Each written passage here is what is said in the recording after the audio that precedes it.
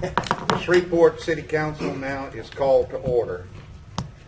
The chair will give the invocation, and Council Vice Chairman Bowman will lead us in the Pledge of Allegiance. Will you please stand with me?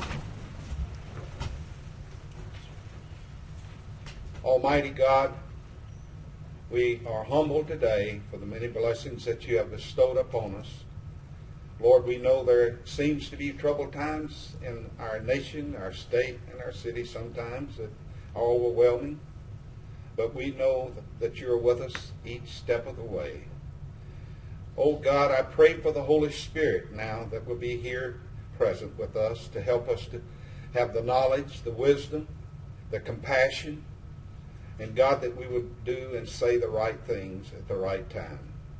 Forgive us of our sins. Again, bless this administration, the workers of this city, and all that promote this great city that we call home. I pray these things in Christ's holy name. Amen. Amen. We repeat the pledge after me, please. I pledge allegiance to the flag of the United States of America and to the republic for which it stands, one nation, under God, indivisible, with liberty and justice for all. Madam Clerk, will you please call the roll? Present. Yes. Present.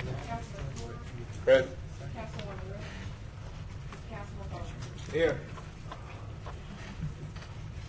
Tomorrow, it will be with great excitement that I entertain a motion to approve the minutes of the Administrative Conference on Monday, July the 10th, 2017, special meeting Monday, July the 10th, 2017, and the City Council meeting of Tuesday, July the 11th of 2017. At this time, before we begin the next item on the list, I'd like to recognize Mike Wood. Mike, would you please quit hiding behind that post and come up here just a minute? Today is Mr. Wood's birthday, and I'd like everybody to join with me and not be singing, but I guess I'm not supposed to ask his age. I can tell it because I know. He's 39. But we want to wish you a great day, Mike. 71. 71. Not a bit ashamed of it. Okay, and we thank you for what you do for this city. Thank you, Mike. Madam Mayor, would you so kindly call up those nominees that you have to bring before us that we might accommodate those folks, please? Thank you so much, Mr. Chairman and members of the council. Today we have several people that we are going to appoint to various boards.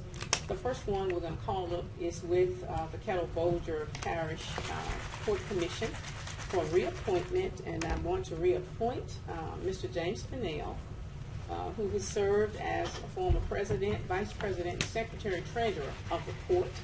And at this time, Mr. Pinnell, will you please come to the podium? Okay, members of the council, I have one question I'd like to ask Mr. Pinnell, if you don't mind. What are some of your accomplishments you've seen made since you've been on the port board? Yes, Mr. Chairman. First of all, I'd like to say thank you and good afternoon to the council and the mayor. And I'd like to say to the mayor, I'm very appreciative of you making a reappointment. Last time I was here, it was based on some issues I had with the port. I offered my resignation. After we talked, we saw how we can work together on a lot of those issues, and I appreciate that. Mr. Chairman, I'd like to first of all congratulate you on your appointment as police officer in training. So, but some of my accomplishments, I would not be long, but if I gave you a full list of accomplishments, I would be here for a while, and I would just speak to a few things that the accomplishments of the board are enormous, but my personal accomplishments that I would probably be most proud of is when I went to the port. One of the things I pushed hard for is what we did not have was a human resources department. And some people kind of felt that we did not, and I felt that we did. We now have a human resources department. I also, our building, when I became president of the port, one of the things that I first tackled when I got there was the fact that we did not have a place that we can necessarily call an office. We had a small office out there that wasn't very large. We were meeting at the time at the University Club and at side ports for our other meetings. I appointed a committee because I'm saying that people judge you, and we all know those saying that perception is more important than reality. And at the time, we had been bringing in some bigger, larger businesses out there, and we just thought that we should have something that would be suitable for the work that we do there. There were some issues as to whether we needed to do that. At the time, it started under my administration, but it was finished under Jimmy Hall behind me.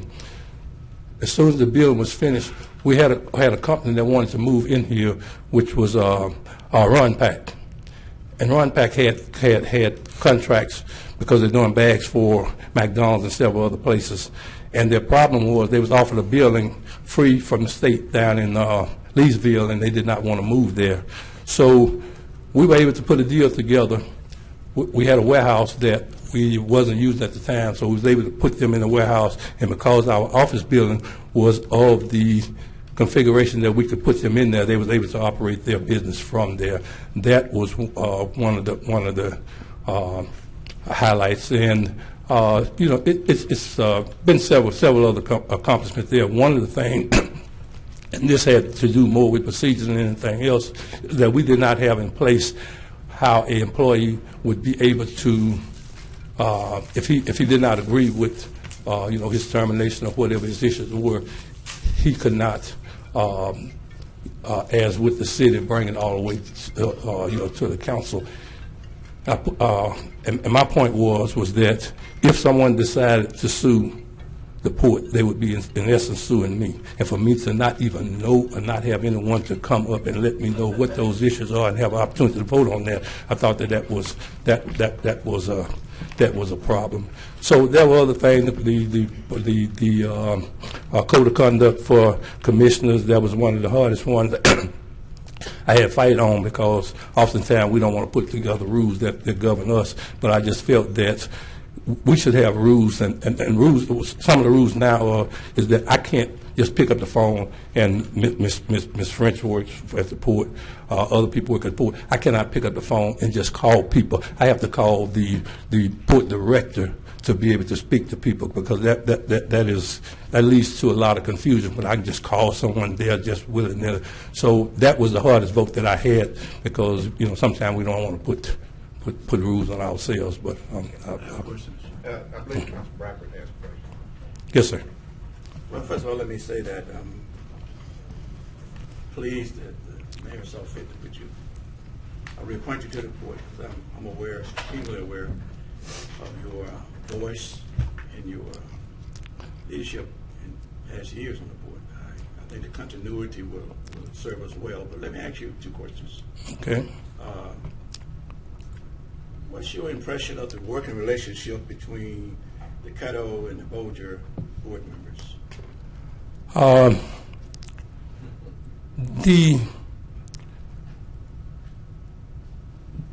The relationship between the Bolger and Caddo members is unique in that the Port Commission is the only board there with its unique makeup. The city of Shreveport have more appointees than anyone, and that's only 4. It takes 5 votes to do anything. And sometimes people will assume that, well, if we needed 5 votes, I can get them from the parish. And I only know how to speak to people, speak to them honestly. The port sits inside of the parish of Caddo, not in the city of Bossier. So when there's an issue, when we're trying to get businesses in here, we have to abate taxes oftentimes to make that deal as sweet as the deal that they're getting from other places. So oftentimes we have to abate those taxes, which the taxes actually go to the parish, not to the city. So for that reason, there is always a little issue there. But sometimes we have to abate those taxes to be able to get business in here. But as far as the people of Bossier, my relationship with the people of Bossier is extremely well because of two reasons. One reason, when I first went to the port board, Lo Walker was on the port board, of course. And we have traveled over, and the people of Bossier, all of the people of Bossier and myself are the longest serving members of the Port Commission at this point. I'm the only service obviously from this side. And we have worked together on certain issues. So that is one reason, because of our familiarity and whatever else. But the other reason is because there has been a considerable turnover of the members of the port. And the Port Commission, like I say, unlike anything else, there is no specific knowledge you have to be on the port. There are a tremendous amount of things that you have to do.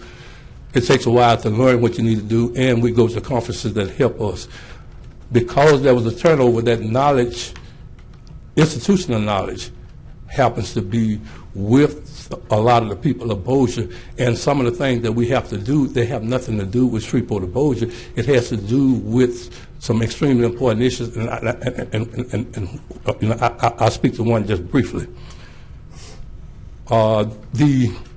We had a land use study, and Steve is the chairman of the land use study, and the direction in which the port is going to take at this point, it is something that major that we have to look at, because when we got the information back after we commissioned the study, it showed a lot of places across the street from the port, which when the guy gave his report, of course, he talked about everywhere we could go. The people on the other side became extremely upset. They thought we were going to move over there, but the thing that, and then we're talking about across the street from Bossier, but people don't understand the limitation that we have, and those limitations are based on what is called redundancy. They say, well, why don't you move further down the river? Our problem is the biggest expense we have is putting in that redundancy because of the businesses that we have there. You have to have 2 sources of water, 2 sources of power, because those people out there can't be down. So in the future, we have to determine how we're going to go about putting that redundancy in place, because it is my feeling that we should go further down the river. So those are the type things that we have to talk about and discuss and try to figure out how we can come to a solution. So oftentimes, several times, that is where I have had to go to get my 5th and 6th votes. Let me ask you one more question, and we want to talk to the other candidates. But, Okay. And you may want to, I may want you or a representative of the port, not you, but whoever represents the port, to answer this question. Okay. I remember years ago that the port was also engaged and was trying to participate, or I'm going to say participate for a better word right now, and mirror the Shreveport's Fair Share program. What happened to that? Are you aware of that?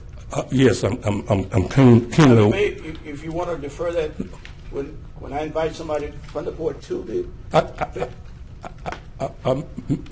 Mr. Bradford, I am chairman and have been chairman of the Minority Women-Owned Business Committee. Several people in here probably are not aware that the Fair Share Agreement for the city of Shreveport, I put that complete program together, and the mayor implemented that program. So I know that program. What mayor was that? The Fair Share program for the city of Shreveport. What mayor? Keith Howard. Keith Howard at the time. Okay. Yeah, I put that program together.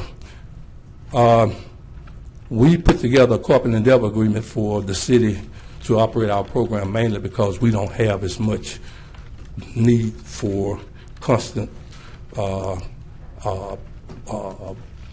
pre-bids and whatever else on projects there. So we did that carpet endeavor agreement with the city. We decided at some point, and to make it as clear as I possibly can, I'm a state licensed electrical contractor, and for I'm governed by the National Electric Code, and the National Electric Code has changed so many times within the last 15, 20 years. Anything that you have that has that kind of age on it, it loans itself to people circumventing the rules. And we saw that circumvention taking place, and so I had no control over what anybody else did or who administered. Let me interrupt you for 1 second, if you please. I want to move on, but I want to extend the Small Emergency Business Task Force will be meeting in the next 2 weeks. Would you or Ms. England or somebody who could tell me, is that program suspended or canceled, or is there opportunities that and show me some numbers in which the port is engaged in helping minority contractors and vendors?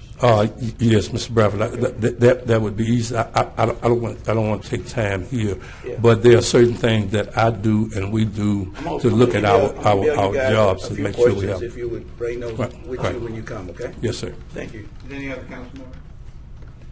Mr. Parnell? Thank you. Thank you, Ms. Fuller. Thank you, sir. Our next one is Mrs. Simone Hennessy.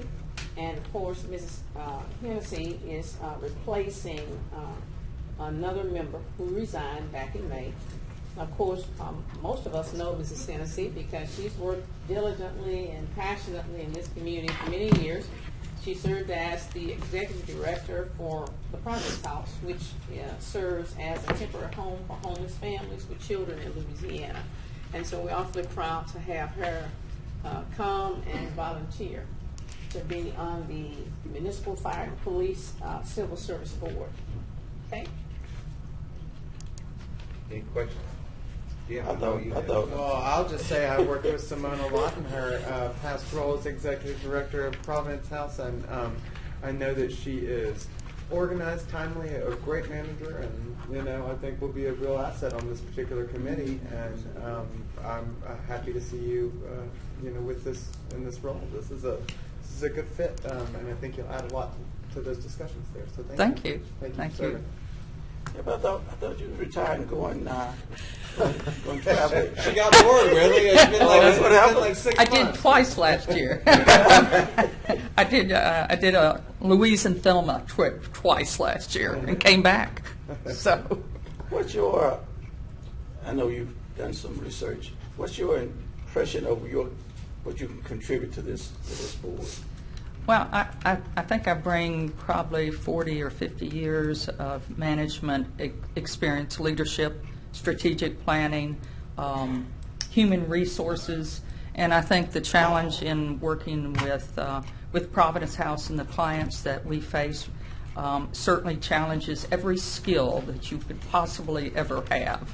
And so I really bring a commitment to this community, and I think that's the most important thing that we do is, number one, we represent everyone, and being fair and ethical and having integrity, I think, is the most important things that we do for this community. Thank you, and that's what we expect from that, because there's a lot of when those issues come before that body, they really have to be reviewed and considered strongly, because some people don't feel like they're getting fairness and integrity, and I think you would bring that equation and be a strong advocate for fairness, and I think we'll be pleased with your representation. Thank you. And thank you so much for being willing to come out of retirement, sir. We are so appreciative of that. Yes, sir. Good choice, Mayor. All right. Thank you, Mrs. Thank you. The next one is Pastor Roosevelt Seabury. And of course, most of us know Pastor Seabury. He and two others met last week were first members appointed to this board, and of course, this board that we're going to ask him to serve on is the Greater Shreveport Human Relations Commission. And I'm going to be asking for a reappointment for Pastor Seabury. So, Good. Would you mind saying your name and address? I think I've been relaxed in getting that done. Roosevelt Address. Seabury, 9941 Crosswood Circle, Shreveport, Louisiana, 71118. Any questions? Well, I want to commend this gentleman. 30 years ago, it wasn't neighborhood assistance team. What was the name of the? It was neighborhood assistance. It was the neighborhood assistance team. 30 years ago, when we started the Queensboro Neighborhood Association, he was our NAT member, and Queensboro was infested. I'm going to use that word. You correct me if I'm wrong. That's correct. With violence, drugs, gangs, graffiti on every vacant house. That's correct. And with the assistance of Cleophas Banks and Reverend Roosevelt Seabury, we started a campaign where he had Painting some with gentlemen. pride. Painting with pride. Yeah, painting with pride. He had gentlemen, young men who went around and got all the graffiti off all the houses. He helped me in forming a truce between the rival gangs in Queensboro and help eradicate that those crack houses and those various unwanted bad elements out of Queensboro. I would always be grateful for you for that. And I think your character coming and being a part of this body. You was previously a part of this body? Yes. Okay. Mr. Prentice Smith was here a couple of weeks ago, and I asked him, I'm asking what I asked him, and that is, how do you view the Human Relations Commission? Do you view it as something that is relevant, or can it be utilized to conduct and rise consciousness amongst our citizens? How do you view it? I think more than anything, it's probably more relevant than ever before. It's needed. I think we have a lot of our citizens right now that's feeling disenfranchised. They feel like they're not really being treated fairly among certain populations within the city, state, business arena.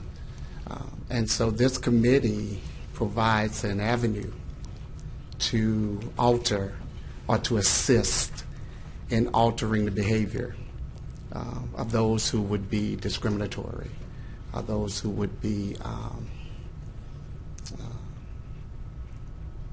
out of step with understanding that diversity is the best possible method for any metropolitan city, and so it's relevant. I was a part of the first Human Relations Commission, and I thought we was making great strides before it was abruptly Dismantled. Yeah. But anyway, thank you, Pastor. I always would consider you a friend, and I know you would bring great character and fairness to this body, and hopefully, I said it before, Mayor agreed that maybe we can get some periodical feedback from this body on your Sure. work. Sure. Thank you, Mr. Chairman. And I go ahead. I was just briefly going to thank you for serving and say that this is an organization obviously that's been reformed in recent years and had a lot of there's a lot of law and a lot of fast changing aspects to what y'all are doing, and I really appreciate the work and the dedication that y'all have taken to getting it right so that we can have this resource for our citizens, so that we can make sure that people of different backgrounds and demographic groups are treated equally and feel equally at home in our community, and that's great work, and we really thank you for your time and dedication to doing that. Thank you.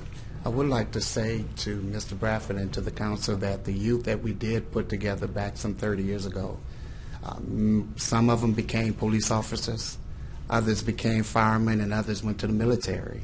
So those kids that we were able to get who were troubled youth that we brought together to take out the gang graffiti within the city, and not just Queensboro, but all over the city, are now tax-paying, honestly, good people. So I just want to thank you for that. Great. Thank you. Thank you, Pastor.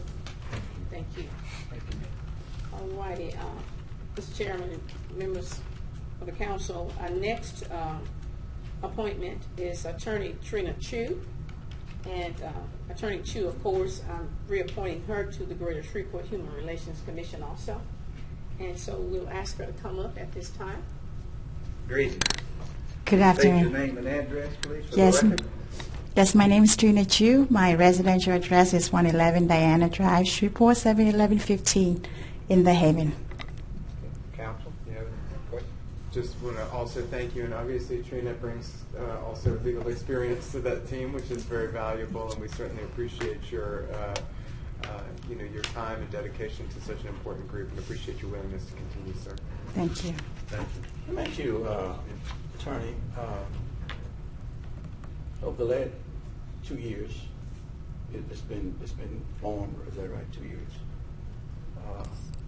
You've been on that for the 2 years? Yes, since 2015, I believe. What do you consider some of the already accomplishments of that body? We spent the last 2 years trying to promulgate rules and regulations based on the ordinance, and we set out procedures for how to handle complaints when they come in, just administrative logistics procedures. Yeah. You also see it as relevant to the city and its growth and potential? Oh yes, it's extremely important. If you've ever been involved in litigation, you know how costly it is. And this is a great way for citizens of the city to settle their claims amicably, inexpensively. It's just great for the city. Thank you, and thank you for your service. All right, I'm very honored to be appointed. Thank you, Mayor. Thank you, all councilmen. Thank you. Okay, thank you, Attorney. And our last one for today is someone we all know, the Shreveport Bossier Sports Commission.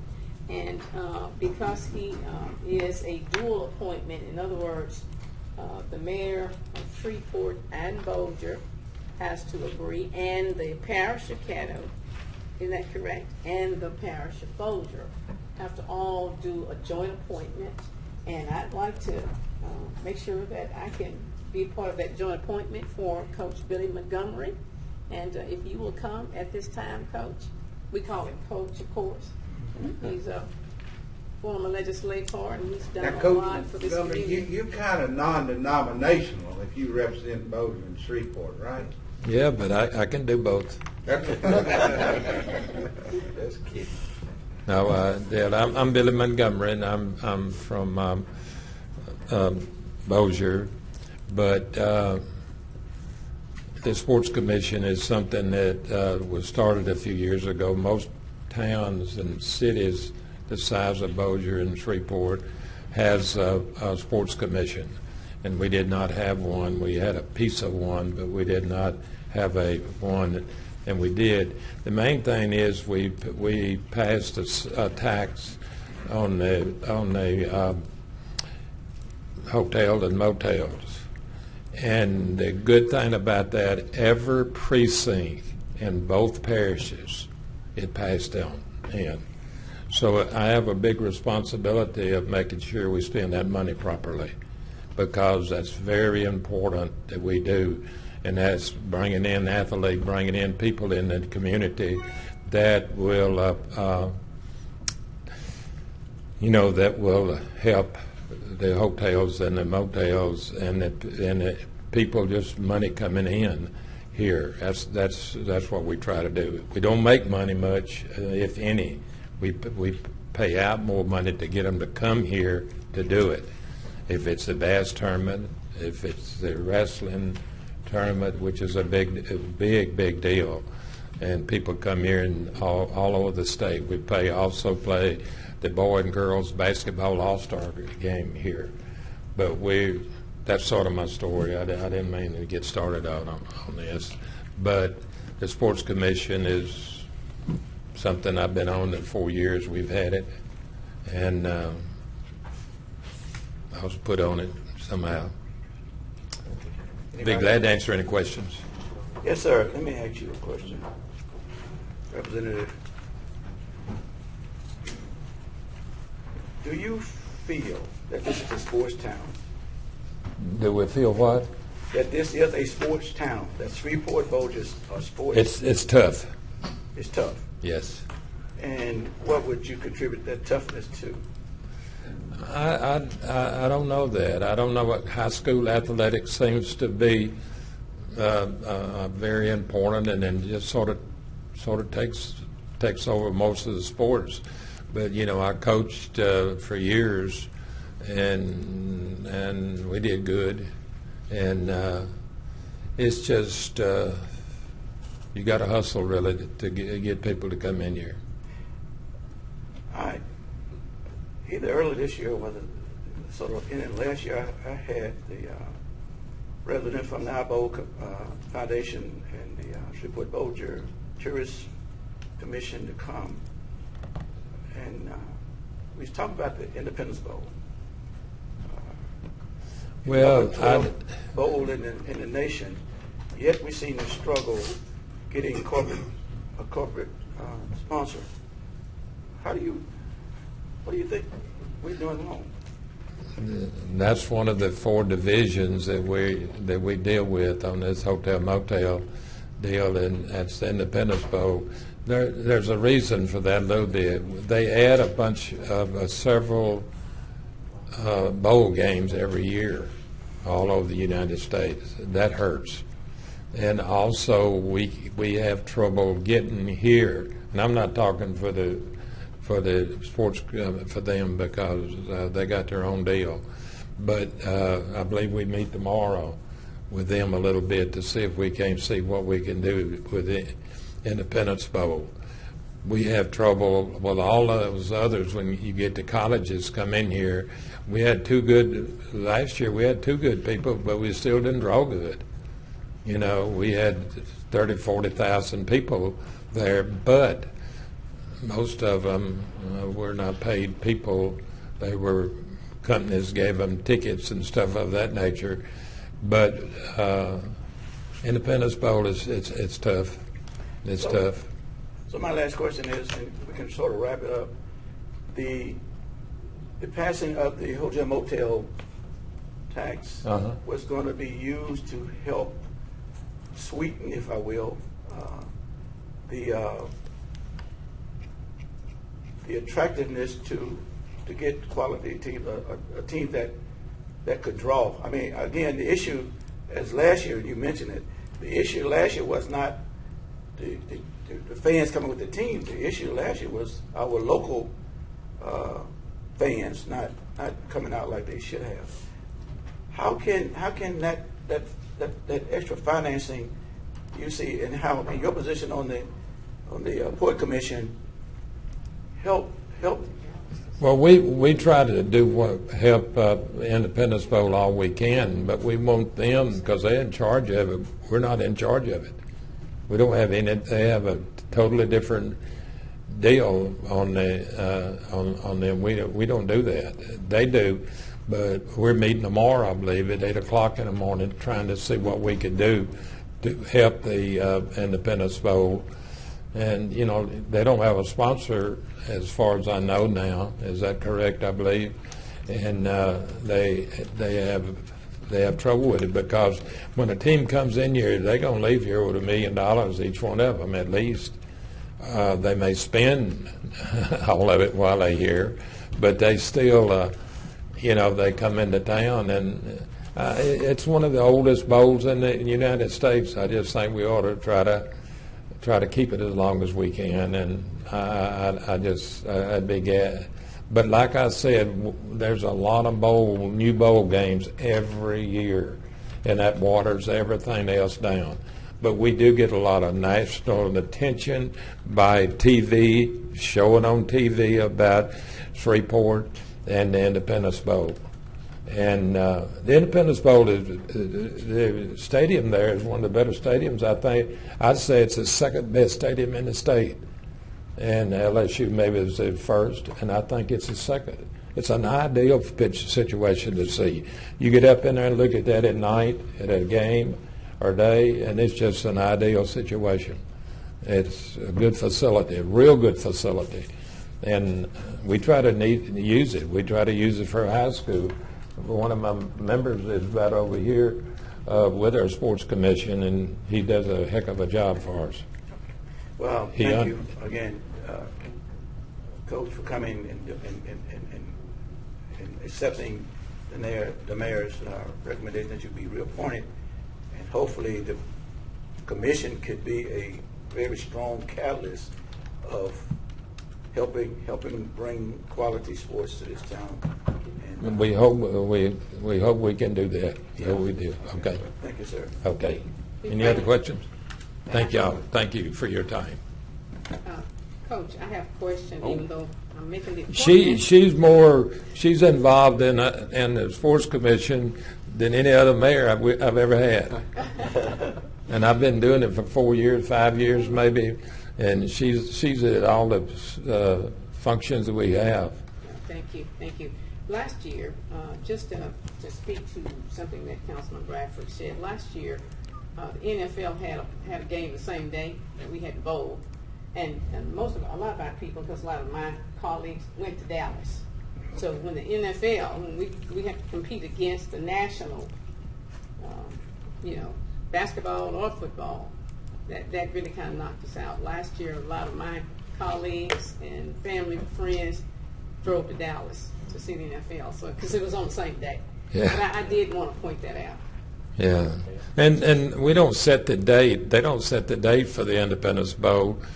The news media sets it. If it's Sunday afternoon, that's when it is. That's when they set it, because it's going to be on TV. So, we don't have very much to do with it. Absolutely. Again, thank y'all. Thank you, Coach. Appreciate it. And Sports is very, very important to me. I tell everybody, and I'll shut up this time, if it wouldn't be for basketball, I'd be down in Natchitoches Parish, hauling pulpwood probably. But it opened so many doors for me in my life, and I don't make any money being on the sports commission at all, not a penny. But I just think it's something I ought to do. Thank y'all. Thank you, Coach. Appreciate it. Those are the people that we're going to appoint in 2 weeks. I think you have a whole host that you all will vote on tomorrow for confirming. So thank you so much. Did you have anything else while you have the floor? No, sir, not today. We'll have Council some members? announcements tomorrow. You're recognized at this time. Mr. Chairman, can somebody help me understand? I got a call from Al Moore with the Comcast. He said that the Channel 6 that we air on has been canceled, not for our meetings, but for community bulletin board activities. And I heard that. you hadn't heard that? No. And that We'll look into it. I haven't heard anything about it either. and that what's happening is that a lot of our residents, especially our seniors, who get information from Channel 6, Comcast Channel 6, are now seeing a blank stream, and that the agreement is that they would only air commission meetings and city council meetings. Who represented the city on that decision? We'll look at it, Okay. Councilman Bradford. That's the first we've heard of it. Yes. So give us an opportunity to look at it, and we'll have you an answer by tomorrow's council meeting. I appreciate it. Sure. Okay. Sure. We we hadn't heard that. I know sometimes local stations, and I've been involved when I was superintendent with stations that were in negotiations with networks. Yeah. Sometimes that has a lot to do with it, whether or not they can air locally in certain areas. But we'll find out, because it could be something that, I'm pretty sure that had anything to do with us, because we didn't make a decision for them not to air. But Yeah. we'll find out.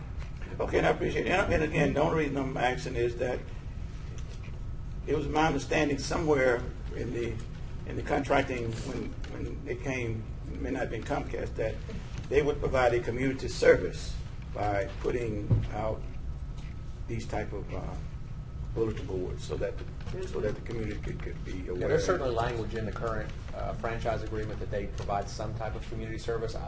I'll look at it with the city attorney and the mayor, and we'll have you an answer tomorrow. Absolutely. appreciate it. Thank I mean, you. it's the station and Comcast, those are two different entities. Well, Channel 6 is the community bulletin board station. Okay. So Okay. it's not Channel 6 Kate Tall. They're actually on Channel 7, I think, for the Yeah, Comcast. for Comcast, But yeah. we'll take a look at it. Okay, I Yes, appreciate it.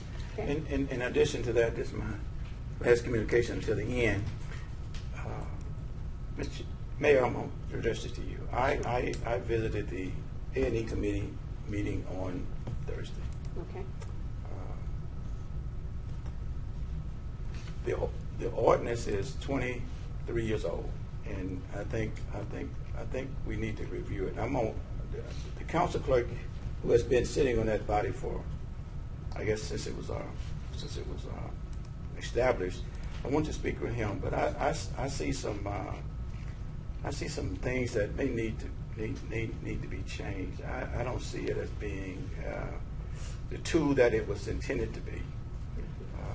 And I'm just going to say that until I speak with the council clerk. The chairman was well, he's a member. He was there, and he observed some of the things that I observed. We wasn't always in agreement with what we saw, but we just feel that, at least I feel that, and I'm going to use the word fairness again. Fairness in regards to minority and local engineers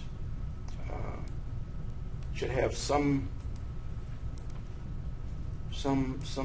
priority. I mean, because, correct me if I'm wrong. I mean, regardless if it's construction or within engineering, there is some type of guarantee through bonding or through some type of what engineers have, Mr. Brown? The engineering, the architect and engineers that submit a request for proposal, I think in that ordinance it's 25% minority and fair share participation. The information for the IFB, which is the construction arm, that is state regulated by state law. We have no authority and no legal grounds to go in there and change, and nor can we. So the lowest bidder on a construction project can essentially have whatever subcontractors he wants. Now, we strongly recommend that they provide those same opportunities to those contractors, but they don't have to. Okay, that's not my question. My question is, if it's a construction job, they bond it. If it's an engineering job, they have insurance. What guarantees that job going to get done, or the city is somehow recoups and ensures that we are not left out in the cold if a contract is awarded to an engineer? What is that called? Yeah, I don't know if it's different where if a construction job is not completed. I think I understand your question. I'm not familiar with an engineering. There's performance bonds on the construction That's side, what I was gonna but say. there are professional liability insurers on the professional side. I mean, the A&E committee is responsible for overseeing the selection of architects and engineers and those kind of professionals. So they carry the same professional insurances, and to some extent, they may be subject to some performance bonds. I'll have to look into that and see. But Well, my premise is that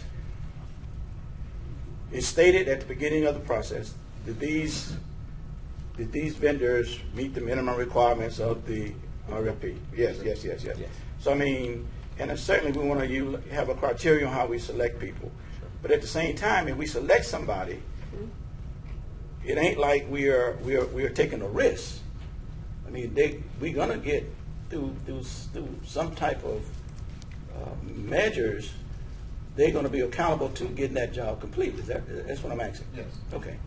Yeah, certainly if they're designing something, they're not going to get paid unless they turn in the design. Where if on the other side, where if there's a contractor and he does not fulfill the obligations of putting the pipes together properly, we can also hold funding in on that side, and then we can file a lien against his bonding company Yeah, as well. right. Okay. So there's some measures that we Yes, sir. will not Yes, sir. be left out in the cold. Absolutely. And you know, and since I've been married 2.5 years, we've had to do some of that filing We sure have. against companies when they did not live Because up to on their. previous administrations, Yes.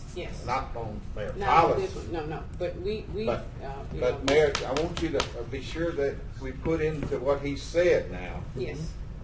It was said, I don't know if Mr. Crawford's a member of that committee, but he was there and he argued with me right up to the end that I said that he was the smartest man that I knew. And what did I say to you? He said, you don't know many men. There you go. But Mayor, what I want you to know is everybody understood that process, and that's the reason I guess maybe it riled some of us. But we know who has the final say. Yeah, Mayor Ollie Spearman Tyler. absolutely. So if there's a Right. bump in the real Right. line, Right. you have a chance to fix it. So And let me just say, you know, and I've even spoken to Councilman Bradford about certain cases that have come to my desk. We've actually pushed for inclusiveness. And I've had those conversations with Councilman Bradford in the past. We have had those recently. conversations, Mayor. Sir? Yes, we have. We have, and we've pushed until we got some of those, and we're going to continue to push. Now, I actually don't, you know, tell the A&E committee. I've never met with them individually except for when I appoint them. I just tell them to do the right thing and be inclusive, and let's take a look at who's trying to make sure that they are inclusive and that they are working with our fair share program, with our disadvantaged businesses, our minority businesses, and so forth and so on, our local businesses. And, you know, we can't find them local. We want to make sure that we can get the best people. So we are pushing for that. Now, if there's a need for legislation to be changed, certainly that will come before the council. Yes. And we'd like to have those conversations with you if you think we need to be doing something, because right now we're looking at some other ways of doing things through the A&E committee. I'll just tell you that we've already started working with some of the attorneys to see how we can do some things differently to ensure that, you know, the city is protected, and at the same time we are being fair to those people who need to be a part of. Great, and that's my point, man. I appreciate you saying that, because I told the committee, and I'm going to say it again here, on one project, the consent decree infrastructure project. Okay. It was estimated that it was going to cost us $400 million. I think we're into it a couple of years, so we've spent some of that money. But with that type of money that's going to be spent over the next, I'm going to say 8 years now, we're 2 years in, and with the guarantee that the city attorney just mentioned that we can't actually be left holding the bag, then this is the best time that we can share the wealth. Absolutely. I mean, if we can't pull up struggling minority companies now, when will we be able to do it? Absolutely. And that's what I'm asking. I think some of your department heads need to come out of their comfort zone, and let's give people opportunities that they can share. Absolutely. Because we won't be stuck with you know, out in the cold, because we can always recoup, or we can Right. always do whatever we need to do in a legal way to make sure that the city is not. This city's not comfortable. It's not, yeah. So that's what I'm saying. And I can tell you, Councilman Bradford, and I've said this to you before, we've done that. We've been pushing, because we actually checked by department to see who's been inclusive. That was one of the things I put in place when I came aboard. In fact, for 2015, 2016, I mean, we did like $44 million with disadvantage, $44 million with disadvantaged businesses, and that's more than anybody else has done. I went back and checked the record. So we're going to continue to improve. We're looking at other ways to improve, and I don't know if those that have dialogue with you, they will tell you, I don't care whether they were for me on the campaign trail or against me. If they have something to bring to this city, we're doing business with them. They have the capacity, we're doing business with them because that's the right thing to do. Yes, ma'am, and I say and concur that we don't have the luxury to pick and choose. No, we don't. We can't send out welcome to Shreveport signs, and then when they get here, we say, oh, and by the way, we didn't mean you. Yeah, So- no, we don't do that. Now, some people do, but we don't do that. Well, I've never criticized you on your efforts as the mayor of the city. I know what you started with, and I say again, and I use an analogy at the meeting that improvement is viewed in different ways. Okay, if I had a 9-inch knife stuck in my back, and Yeah. somebody pulled it out 3 inches, that's not a whole lot of improvement. Right? Getting the knife out of my back is the improvement. Absolutely. Thank you. And I can tell you, when you get that knife out, though, Councilman Bradford, you gotta ease it out, and then you keep easing it until you get it out. But that's what we're doing because that's what we're faced with. And I appreciate that. Okay. Thank you. Thank you, sir. Okay, Mr. Green, Mr. Terrence Green, Chief Operations of Property Standard. Does anyone have a question? Mowing a lot of grass on them, man. Oh, Lord. Yes, Just sir. keeps on coming, heat and water. We're hay baling it out there Hey. right now. It's raining. Chance, I did get a call just over the weekend about it's a few houses that are kind of in a row, and I'll get that to you. But Okay. you're always so good about following up. I thought I'd mention it to you now, and you'll remind me in case I forget. Okay. Let me ask you a question. I sent in a request for service, and it was forwarded back that that wasn't your area. That was another area for maintenance. Do you forward that to the proper department that's supposed to do that, or do you just send it back saying this is not my area? I respond and tell them where it goes. Where it should go? Yes, sir. Okay, but you don't tell them. You tell them, like, for instance, the council office Right. handles a lot of my requests, and it came back that this is not my area. So it's their responsibility to do it. You wouldn't do it; they would do it. Right, so that they will follow up back with So they have follow-up. Yes. Okay, that makes sense. And sometimes, Councilman Bradford, if I'm CC'd on the email too, if he picks it up, I'll pick it up as well and make sure that it gets to the right department. Good. Generally. Okay. But anyway, I just note that because, and I think you were always Yes, sir. in it, but when I saw it, it didn't occur to me that, are you telling me that somebody can't handle that? Yeah. I have a full-time job like you do. We pick it up. Okay. And we try to make sure we get to the right place. I can tell you, Councilman, this team has been more responsive. I think if you'll ask the community, we respond. And if we can't help you, I had somebody, just an example, somebody from another city, another state, Yeah. actually Longview or someplace, sent me an email, of course, and they were going to sue me because they couldn't get help at University Health Hospital. Of course, I'm not in charge of University Health, but I told them where to go Yeah. and who could help them. So we spend a lot of time doing that. The people that work directly in my office and in all of these departments, we tell them, don't just tell people no. If it's not in our authority, then we tell them where to go and who to contact. And that's important, Mayor, only because our constituents, at least my constituents, believe that I can dispatch a garbage truck. They believe I can dispatch a weed-eating crew out to their area, and I say I can't send nobody your way. Okay, that's administration, but they believe that. Oh, yeah. And when things don't get done, or when things are delayed, they blame us. I know. And they'll tell us, I ain't gonna vote for you no more. I feel you. I mean, the man from Longview, he thought I could get him an appointment. Yeah.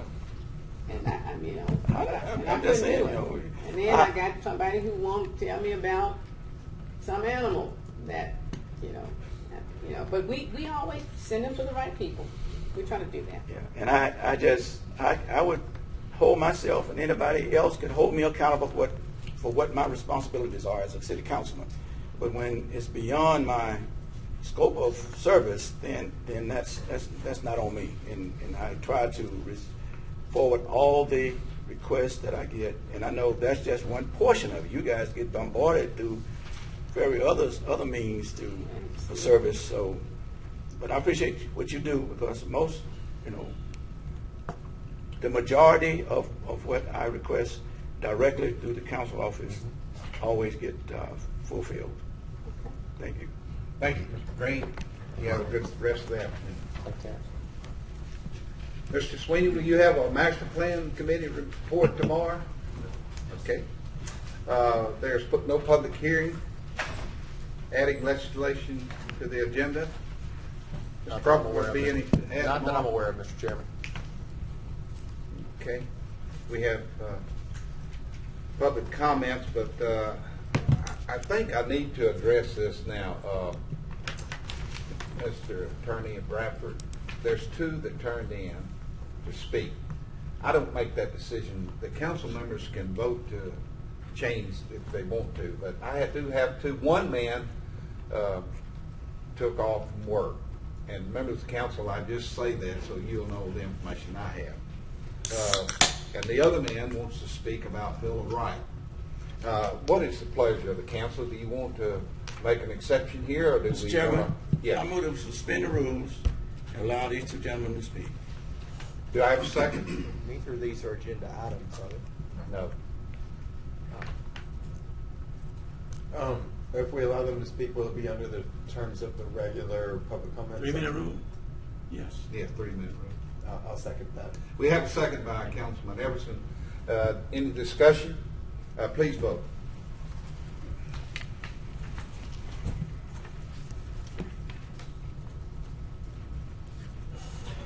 And that's adopted. Mr. Jeffrey Jackson, I'm going to ask that you come to the podium, give us your name and address. I believe Mr. Jackson has departed from this room. He's not here. Then Mr. Michael Taylor, would you please give us your name and address? And Mr. Taylor, you have 3 minutes to speak. Thank you so much, Madam Mayor, Mr. Crawford. Thank you, Mr. Fleury. Esteemed members of the council and party, I'm here today. Basically, you gentlemen and Mayor have in front of you 6 pages, a letter that was dated June the 17th, I believe, to your office, ma'am, hoping and in hopes Taylor, you need to get real close. Not real close. I didn't want to Try bite get it about off. 3 inches. I didn't want to bite it off. Can you guys hear me pretty good? There you go. Thank you. Excellent. Hopefully, you guys have in front of you that letter that was mailed to the mayor, June 17th, requesting help for the McCain Creek subdivision from the McCain Creek subdivision committee. You will have 3 pictures on the rear side, on the back side. Those pictures depict the deterioration of the erosion of that street, Hawkins, that leads into this area. It is one way in, one way out. To briefly state, we had a meeting with Councilman Bradford on the February 21st of this year, and where we presented this information to you, Mr. Bradford. I don't know if you remember, Yes. but we presented this information, and your words to me was we would take care of this. And as in the letter, as you guys see, if you've read the letter, we understand that with a city of this size, everything that you guys go through or what you say or this and that can't immediately happen all the time. But this is some 4 months later. As again in the letter, we're trying to hopefully prevent loss of property, loss of limbs, and even life, because this erosion here is detrimental to the residents of this area. Of October of last year, or November thereabouts, a city vehicle, as you all read, turned over in one of a ditch line on Montana. The same thing is happening here on Hawkins. And all we're doing is trying to get some help. We're begging of you. In your opening prayer, sir, you prayed for compassion. We're asking for compassion. We know that money is tight. Everybody, I suffer from not having enough change to go around. But yet and still, this is a must for this area. On the backside, you have those 11 items that were presented to Councilman Bradford at that meeting. If you would pay attention to quickly 1, which is the repair of that washout in the 1428 and 1430 block of Hawk in front of those addresses. Number 8, the drain box cleaning in that area is causing erosion of different residents' yards, and it's deteriorating the street. Also, number 5, the removal of dead limbs over the street in Hawkins. How many minutes I got? 2? It was 3. 3? Okay, I got. Time is expired. Well, wait a minute now. Let me just say this, Mr. Bradford. I would suggest that. Yes, ma'am. If I may, you sent this from office last month. yes, ma'am. Okay. We talked to Mr. Bradford 4 months ago. Well, we- but you sent it to my office. We sent it to your office 1 month ago. Yes, ma'am. Ma'am, Okay. may I, if I may? I'm not in no way trying to alienate anyone. No, sir. We're here trying to get something done because streets and drainage. We took the same paperwork you said, excluding the letter, Okay. and sent it to streets and drainage with no reply. Okay, sorry. let me respond. Yes, ma'am. And you probably did send this to my office. I get hundreds of these probably every month. We will look at your street Mhm. like we do. I mean, there are many, many, many streets in this city that we're working on. I understand. And we'll take a look. I'll work with Councilman Bradford. He's Mhm. always worked with me Mhm. to see with the funding that we do have. I understand. And funding is not there to do all these streets. This street apparently, and if you let me finish, Yes, ma'am. we have so many streets in Shreveport that are probably just like this. And of course, we've done probably more than 146 in 2.5 years. I've only been in office 2.5 years. The street didn't get like this in 2.5 years. It's been like this a long time. Now, what we will do, because we do a street and road improvement plan every year, we try to select some of the worst streets in every district to start working on with the funding that we have. We'll certainly sit down with Councilman Bradford and see how we can work with the streets that have been identified in your area to see if we can, move monies around and try, but some of this we'll take a look at and try to make it happen. So just give me a chance to get with staff. My CEO is Mr. Crawford. Anytime you have things that we can do immediately that don't cost, hundreds of thousands of dollars, my team is out there on it, okay? May I interject this, ma'am? It's not the replacing of the street. It's the ditch line. That's why I say it has to be physically viewed. It's the ditch line. It's causing the street to erode, to wipe away. I understand. Okay. I understand. And we'll send somebody out. We have engineers that will come out and take a look Fantastic. at it, and we'll work with you. We appreciate it. Okay. Council members? You satisfied? When I have it done, thank you so much. Well, you at least got to say what you can. Yes, we did. They are. Appreciate it. Thank you. Okay, let's move on then. Confirmation of appointments we've already discussed. I have to think through all, and there are no tomorrow. for tomorrow. On tomorrow, There are no items under. I'm sorry. no, I was trying to make a statement. Okay, go My ahead. statement is that on tomorrow, whereas we traditionally would confirm everybody at the same time, I'm going to ask that we take the individual because I have some reservations regarding Mr. Lloyd Thompson on the Shreveport Information and Redevelopment Authority. And I should have brought it up at the last, when he was here. But Mayor, I usually support all reappointments. I think continuity is very important for a board if they're serving well. Mm-hmm. But Mr. Thompson was serving on the civil service, Mm-hmm.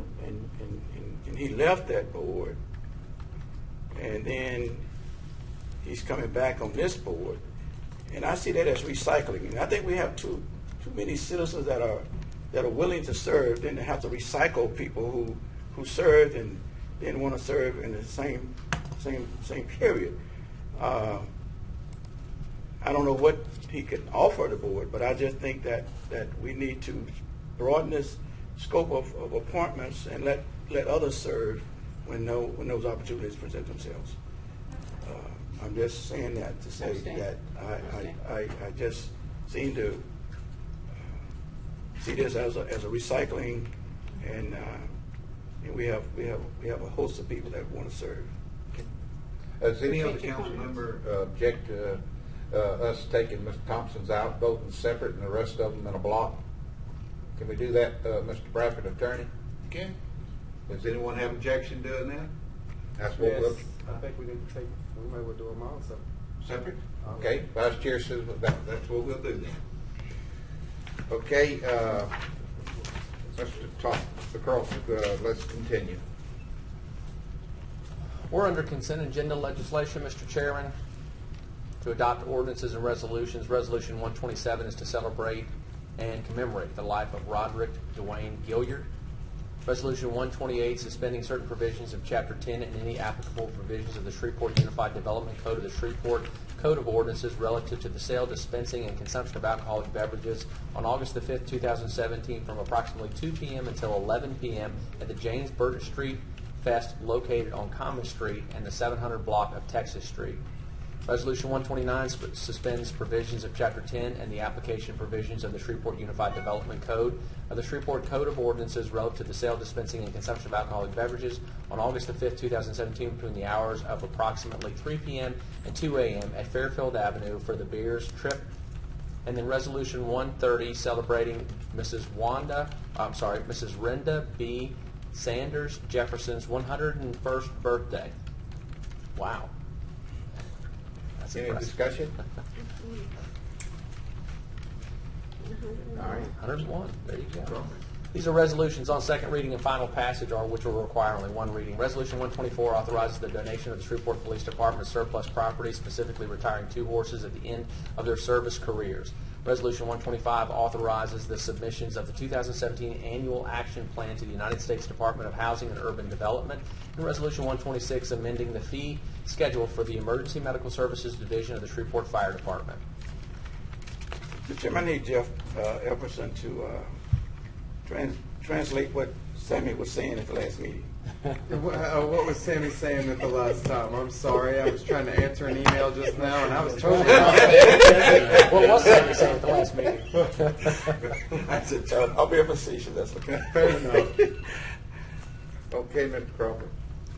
Yes, sir. Introduction of resolutions. There are none. Introduction of ordinances. There is one. Ordinance 76 is an ordinance to amend various sections of the City of Shreveport Unified Development Code, May 2017 version.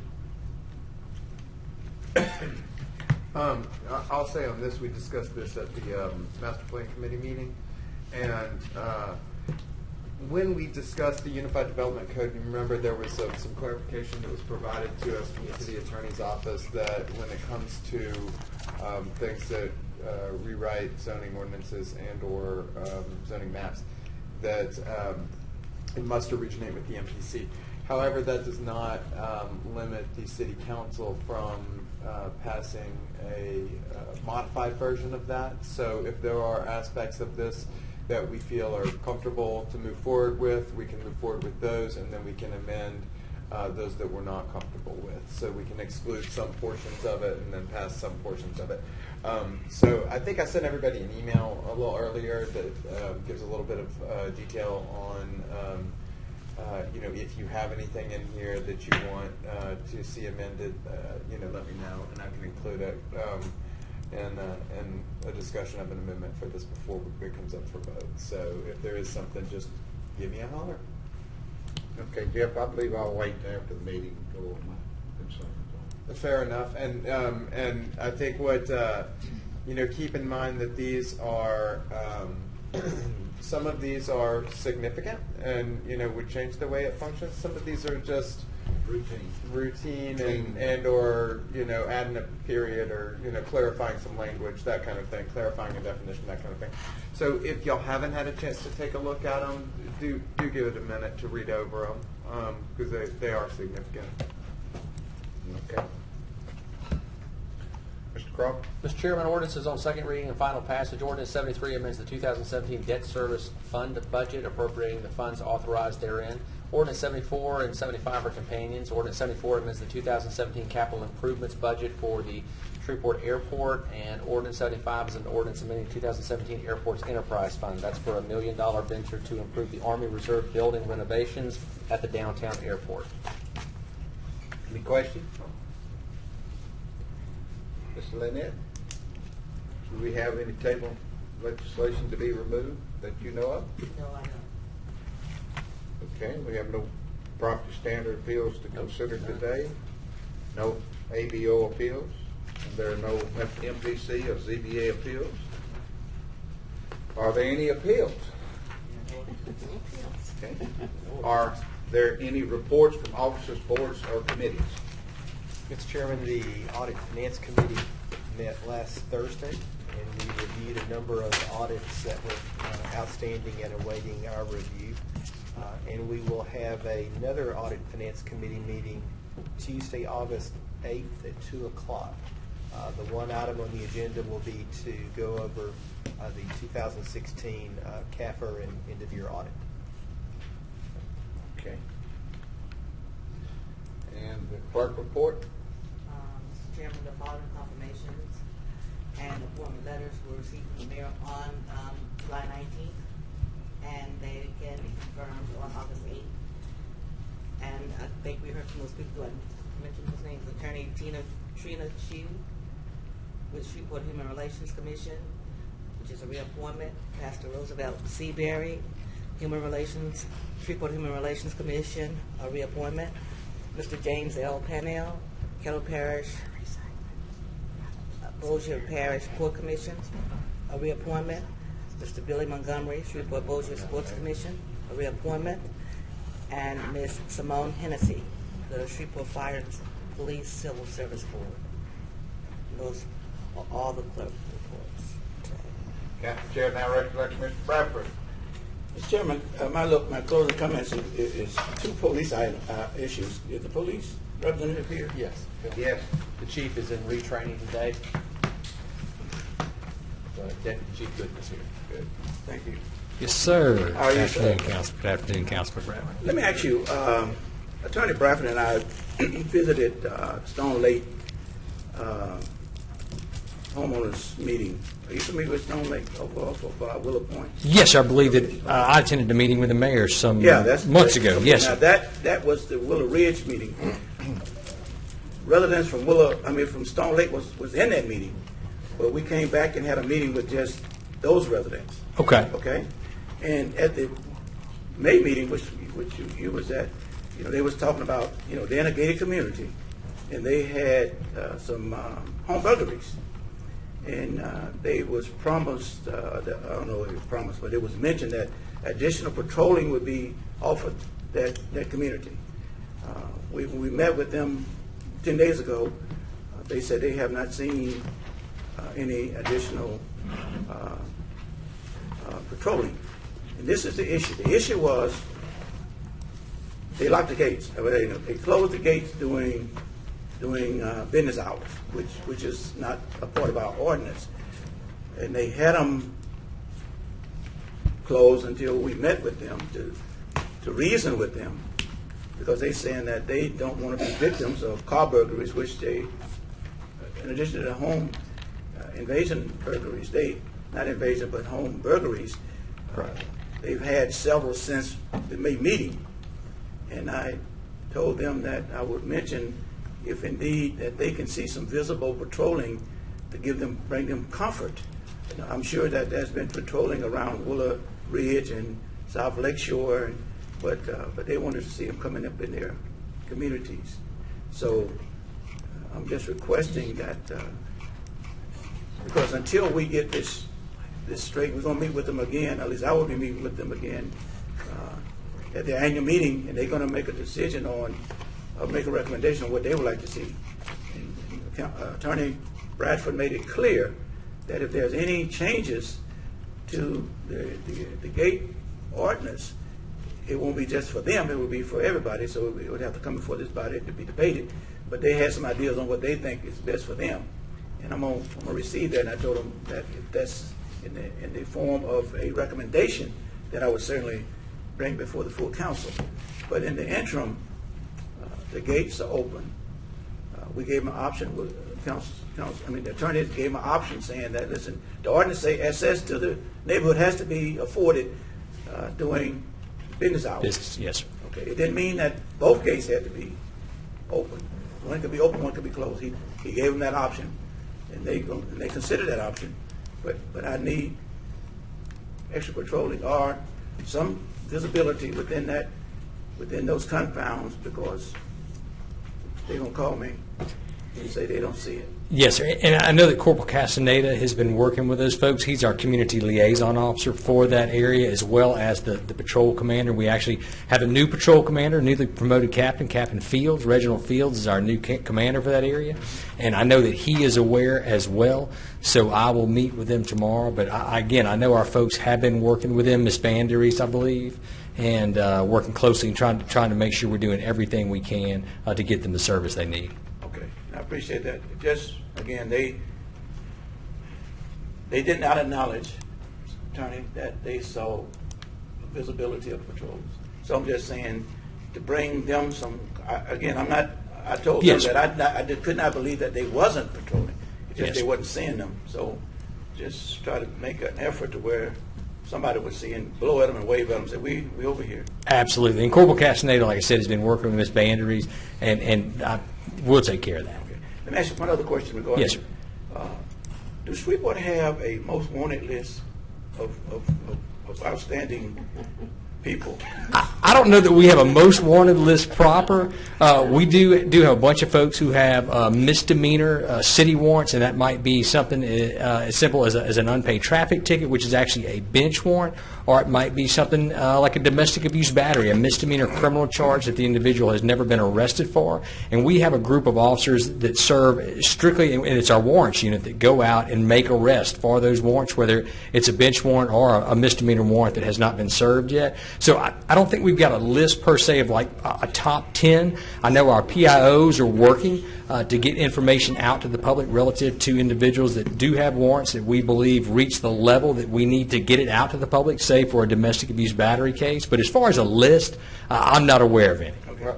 If you walk through the city court, on the left-hand side, there is from the marshal's office, outstanding warrants. Don't be encouraging him. He's watching too much cops. No.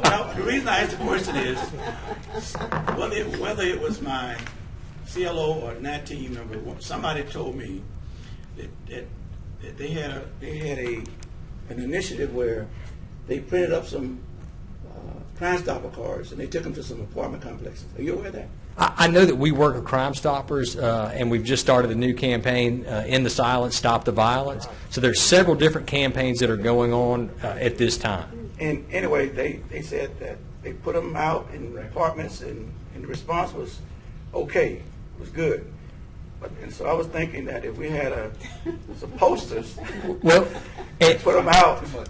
And I think what we're looking at is maybe some cyber posters, and I mentioned it earlier, our PIOs are working with our warrants folks, and we're going to make a determination if we have someone that's got a warrant that we believe we need the public's assistance to bring that person to justice, and we're going to look at some new and innovative ways to get that message out. Of course, we're all on, I say we, I'm not, but we're all on Facebook and Twitter, and the police department is, and many neighborhood associations are as well. So we're looking at different avenues to get some of, I think, what you're talking about done. Yeah, and what the chairman don't understand is that if we had some visible posters that said wanted $1,000 reward, they start turning their brothers in. Oh, really? Yeah. Okay, okay. Thank you, Chief. Yes, sir. Thank you. Any other business for the council? Meeting is adjourned.